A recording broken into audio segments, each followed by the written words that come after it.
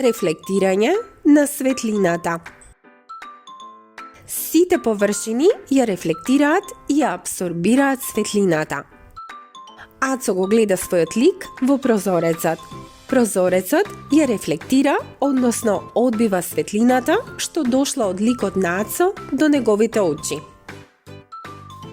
Матеј не може да го види својот лик на дрвената штица за сечкање, иако изгледа дека е рамна.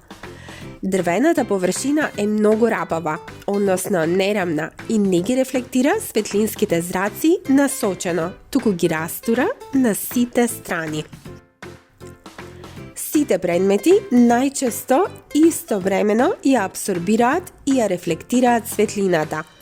Колкаво количество од паднатата светлина ќе биде рефлектирано, зависи од површината на предметот. Лист хартија изгледа дека е мазен и рамен, но ако го погледнеш листот хартија под микроскоп, ќе забележиш дека на него има многу нерамнини. Сјајните површини имаат способност да ги рефлектираат речиси сите светлински зраци што доаѓаат од нив. Например, алуминиумската фолија или полираните метални површини. Темните и црните предмети ја апсорбираат светлината, затоа и ги гледаме како црни.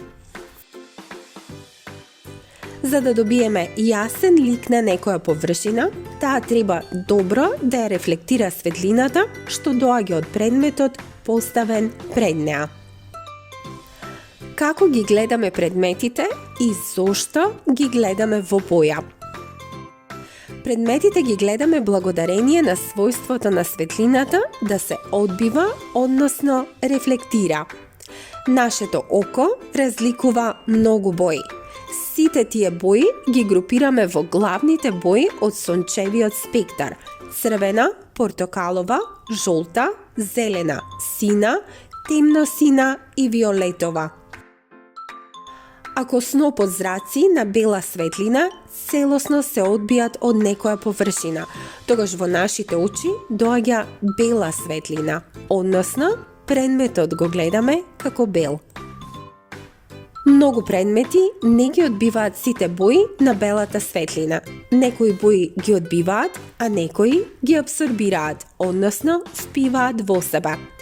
Ние ќе го гледаме предметот во онаа боја што е одбиена од тој предмет. Лисијата на растенијата ги гледаме зелени, затоа што сите бои од спектарот ги апсорбирале, само зелената ја одбиле, односно рефлектирале. Знамето го гледаме црвено, затоа што сите бои од спектарот на белата светлина ги апсорбирало, само црвената ја рефлектирало и таа дошла до нашето око.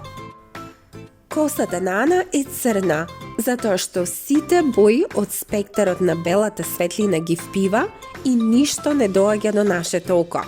Всушност, црната боја е отсуство на рефлектирана светлина, нема рефлектирани светлински зраци. На сликата се представени виолетови пантолони. Сите бои од белата светлина ги впиваат, а само виолетовата ја одбиваат.